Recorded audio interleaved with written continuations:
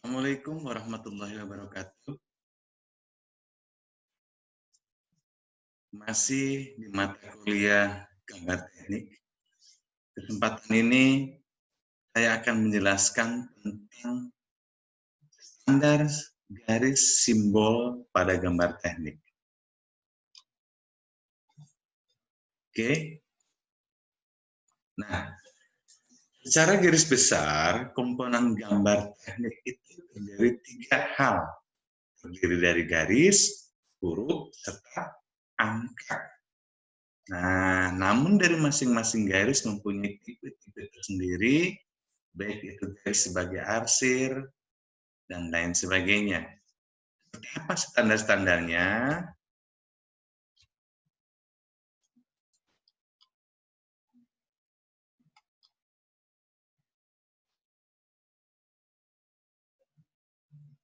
Nah, pertama sebelum saya sampaikan tentang standar garis, maka sebelumnya akan saya sampaikan fungsi dan makna garis. Pada gambar teknik, garis, simbol, maupun angka mempunyai maksud serta fungsi dan makna yang berbeda-beda. Oleh karenanya, agar suatu gambar teknik bisa dimengerti oleh siapapun yang membacanya, maka standar garis, simbol, serta angka mengikuti standar internasional. Nah, ini adalah contoh-contoh garis sesuai standar.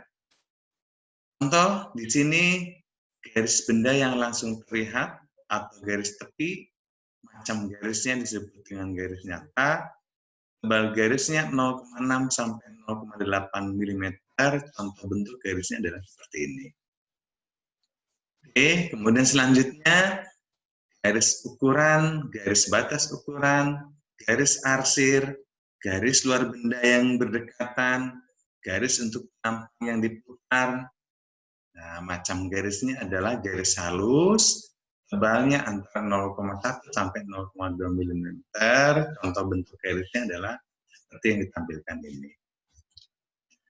Kemudian garis batas pemotong pandangan atau irisan yang tidak tepat pada garis sumbu. Nah, ini contoh macam garisnya disebut garisnya garis halus bebas, tebalnya 0,1 sampai 0,2 mm. Contoh bentuknya adalah seperti ini, bebas, garis bebas, ya. Oke, selanjutnya adalah garis benda yang tidak langsung terlihat atau hidden. Nah, macam garisnya adalah garis putus atau garis bayangan. Tebalnya antara 0,3 sampai 0,4 mm. Contoh garisnya adalah seperti yang ditampilkan ini. Selanjutnya untuk apa lagi? Garis sumbu, garis bagian yang terletak di depan penampang irisan. Nah, macam garisnya adalah garis split. Tebalnya kisaran 0,1 sampai 0,2 mm. Contoh bentuk garisnya adalah seperti ini, garis titik. Garis batas pemotong penampang. Nah, macam garisnya, garis titik dan ujung tebal, banyak kisaran 0,1 sampai 0,2 atau 0,6 sampai dengan 0,8. Ada dua bentuk ketebalan garis. Contoh bentuk garisnya adalah semacam ini. Ini yang kisaran 0,6 sampai 0,8 mm. Yang ini yang kisaran 0,1 sampai dengan 0,2 mm. Yang ini juga 0,6 sampai 0,8 mm. Jadi garisnya berbentuk zigzag, tebal tipis, tebal tipis, ya. Disertai ada titik. Ini fungsi garis. Garis ini adalah dapat menyatakan garis batas pemotongan penampang. Oke, selanjutnya masih banyak contoh-contoh garis. Di materi nanti bisa dilihat sendiri. Sudah saya buat, sudah saya rangkum tipe-tipe garis, bentuk garisnya, contoh penggunaannya. Ini bisa dibaca lebih lanjut. Nah, ini juga ini adalah tentang ketentuan garis. Ini masih tentang ketentuan garis. Kemudian tentang huruf dan angka. Nah, ukuran tinggi huruf dalam milimeter, ukuran pada tabel berikut. Tabel-tabel ini adalah sebagai acuan ukuran huruf dan angka pada gambar manual. Gambar dengan komputer menyesuaikan dengan ukuran ini. Nah, jadi yang ideal ukuran huruf adalah seperti ini. Ya. Apabila kita membuat gambar menggunakan aplikasi AutoCAD, maka standar ketinggian hurufnya adalah seperti ini.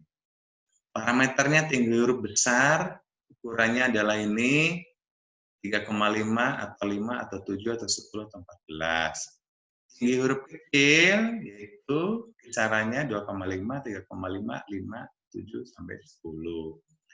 Jarak antar huruf 0,7, 1, 1,4 sampai gitu seterusnya. Ya, ada jarak minimum antar baris, jarak minimum antar suku kata, tebal huruf atau angka. Nah, ini adalah standar-standar huruf dan angka pada gambar teknik yang dimana standar-standar ini digunakan secara internasional. Oke, lanjut. Nah, makna garis, fungsi dan makna garis, setiap garis, simbol dan angka harus mengikuti standar berlaku. Contoh, di sini ada garis yang dapat arsir. Apakah arsir merupakan garis atau simbol atau angka? Ya. Nah, arsir tentunya merupakan garis. Contoh ini nih. Apa makna gambar arsir atau simbol ini? Nah, ini adalah makna arsir. Arsir untuk tanah, arsirnya adalah seperti ini. Untuk keramik ukuran besar, arsirnya ini. Keramik ukuran kecil, arsirnya ini. Keramik hiasan, arsirnya ini. Batu karang ini. Marmer, batu alam ini. Batu alam, teraso, dan lain sebagainya. Ini adalah standar makna-makna dari arsir.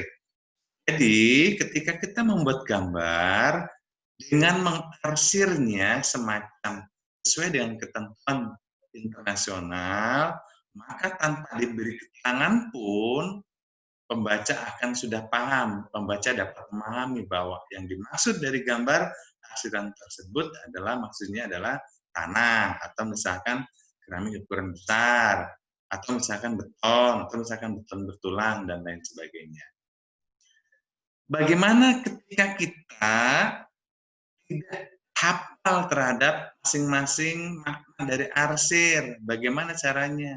Oke, caranya ketika kita tidak hafal dalam membuat gambar, arsir ini maknanya apa, maka pada saat kita membuat gambar, setiap arsir yang kita buat harus dibuat keterangan bahwa arsir yang dimaksud mengartikan apa.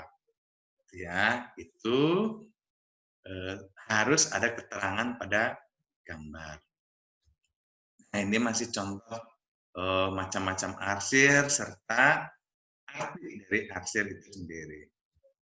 Oke, arsir lagi, misalkan untuk pasangan bata, arsirnya adalah seperti ini. Jika kita membuat gambar mengarsir seperti ini, ya, tanpa dikasih keterangan, maka secara internasional orang akan paham bahwa yang dimaksud gambar ini adalah pasangan bata atau pasangan trasaman atau kolom praktis seperti ini, atau kolom beton, atau potongan permukaan tanah, atau pasangan gravel atau batu, gitu ya. Jika kita menghafal, mengikuti standar-standar arsir ini, tanpa diberi keterangan, orang akan mampu membaca maksud dari gambar tersebut. Tapi apabila kita menggunakan arsir yang berbeda, tidak sesuai dengan standar internasional, maka dalam membuat gambar, setiap arsir yang kita buat, kita wajib memberi keterangan. Keterangannya adalah arsir yang dimaksud adalah mengartikan apa. Itu. Ya, lanjut. Nah, ini masih tentang simbol atau arsir gambar, bisa dipelajari lebih lanjut, materinya juga sudah saya upload, ya. Nah, maka selanjutnya pada sesi 2 ini, ya, kita harus latihan membuat garis dengan tebal garis, bentuk garis dan penggunaan garis. Membuat arsir dengan tebal arsir, bentuk arsir dan penggunaan garis. Nah, buat sebanyak mungkin bentuk garis atau arsir, kemudian tulis maksud makna dari garis tersebut serta makna dari arsir tersebut. Sambil kita belajar membuat gambarnya, pertama-tama kita akan buat secara manual. Yang berikutnya setelah kita paham, sedikit demi sedikit kita paham tentang makna masing-masing garis atau arsir, setelah kita paham tentang maksud dari gambar teknik, maka selanjutnya kita akan bertahap berlatih membuat gambar menggunakan aplikasi. Bisa menggunakan aplikasi AutoCAD atau aplikasi yang lainnya. Oke, saya rasa penjelasan tentang makna, garis, arsir, serta simbol-simbol pada gambar teknik pada sesi 2 ini saya cukupkan. Kurang lebihnya mohon dimaafkan. Wabillahi taufiq wal hidayah. Walakum minkum. Wassalamualaikum warahmatullahi wabarakatuh.